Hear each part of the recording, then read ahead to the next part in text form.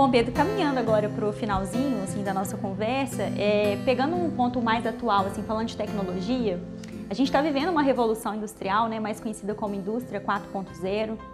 E eu queria saber se você, enquanto bombeiro, assim, vocês já vivenciaram, alguma novidade, alguma tecnologia impactando de fato nos resgates? Já é uma realidade nossa? Ah, com certeza. Hoje, se a gente pensar como é que eram feitos os resgates e o próprio pensamento, o próprio mindset do bombeiro há 30 anos atrás e hoje, nós temos pensamentos completamente diferentes. Então, hoje a gente trabalha muito com aquela questão da técnica, da utilização daquilo que foi trabalhado na academia, né, que foi pensado, que foi testado, e incorporar, incrementar isso na nossa atuação operacional. Antes, bombeiro a gente tinha a imagem do bombeiro sempre como aquela pessoa extremamente rústica, bruta, né, que resolve as coisas na força. Hoje a gente percebe que a maior parte das nossas ocorrências a gente consegue resolver de uma maneira inteligente, utilizando ali o recurso que é necessário, né, provocando o menor dano possível, a maior qualidade de vida do paciente, e boa parte disso é graças a tecnologias. Então são instrumentos específicos, são equipamentos, né, mais tecnológicos realmente que permitem a gente fazer uma análise de dados, que aí com essa análise de dados a gente consegue ver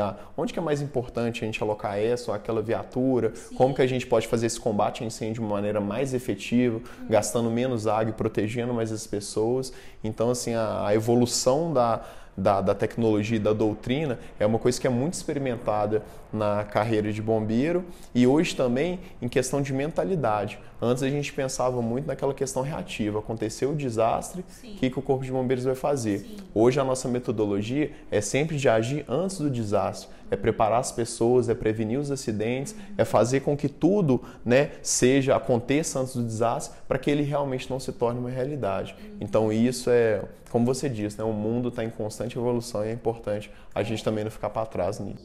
Certo.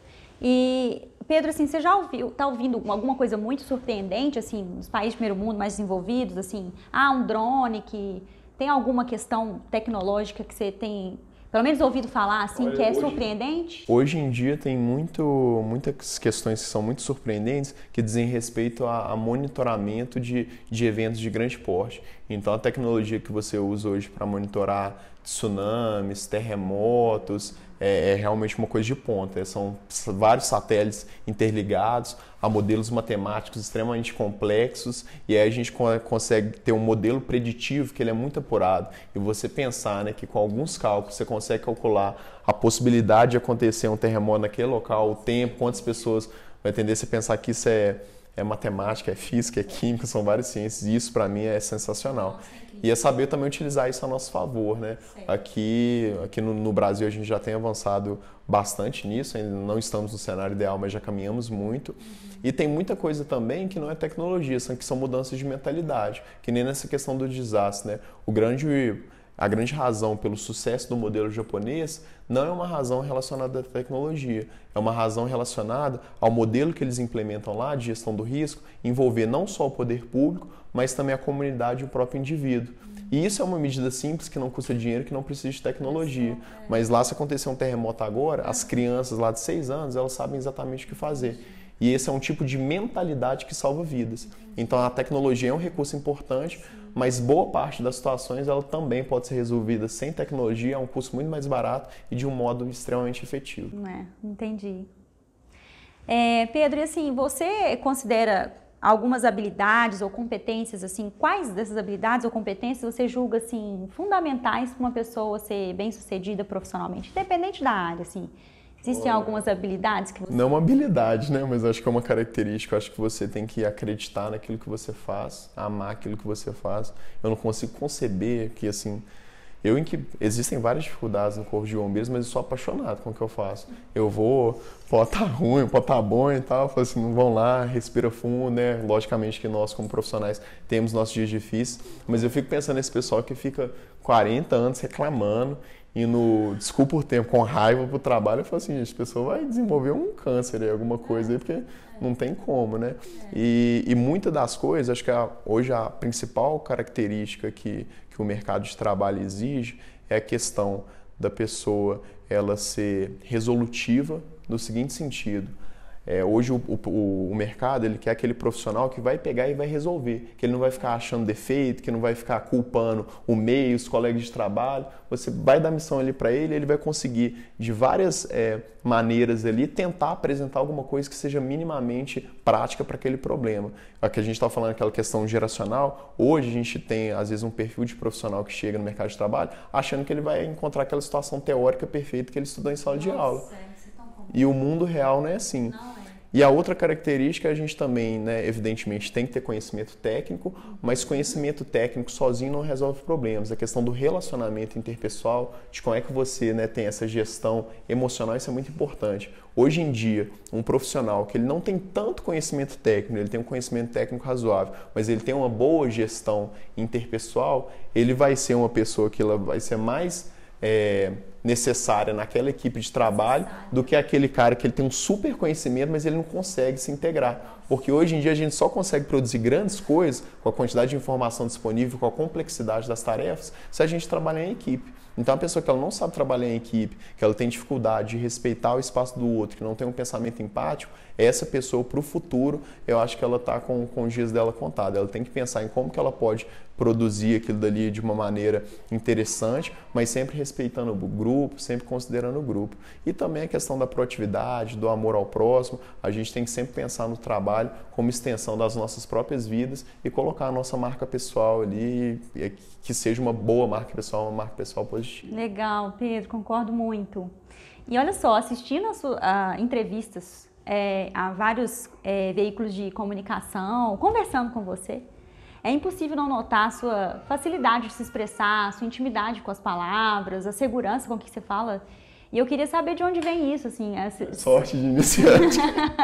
Como é que você se desenvolveu nessa área, Pedro, de comunicação? Olha, assim, uma coisa que eu acho importante, especialmente para as crianças, eu acho que é a questão da leitura, né, de ter contato com a informação.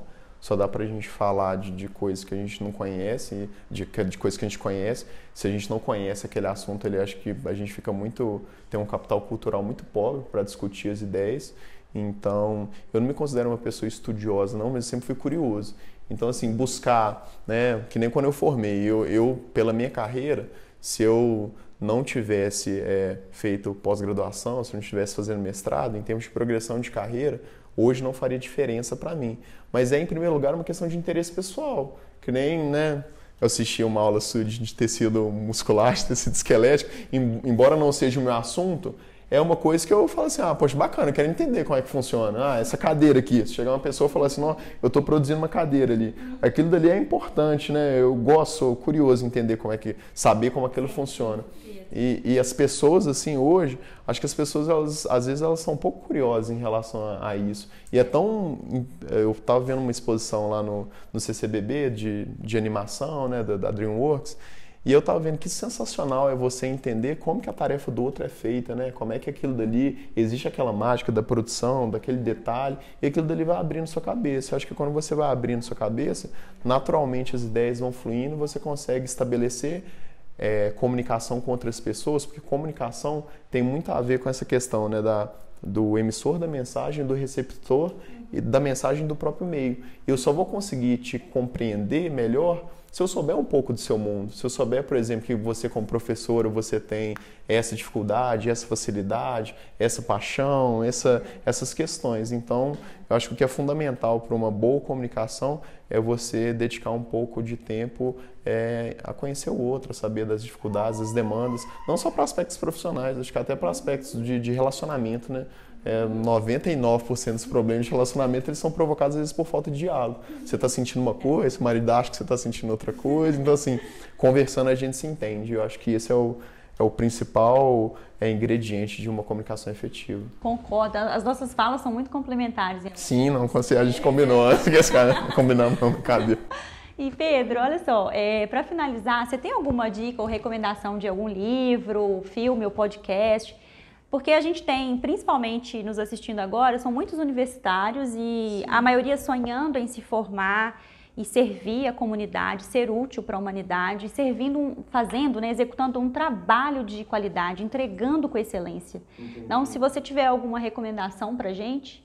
Olha, de podcast, tem um podcast que eu comecei a a ouvi-lo há pouco tempo, por insistência de uma amiga minha, mas eles são muito bons, que são os podcasts do Ítalo Marcilli, que eles são bem interessantes.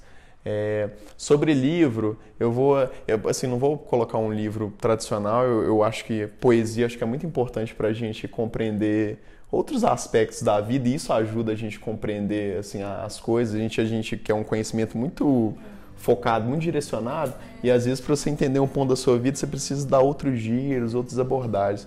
Então, deixa eu ver, a Antologia Poética, acho que do Carlos Drummond de Andrade, acho que ele contempla muitos pontos interessantes que ajudam a gente. É um poeta mineiro também, acho isso bacana também. E de filme, gente, deixa eu pensar.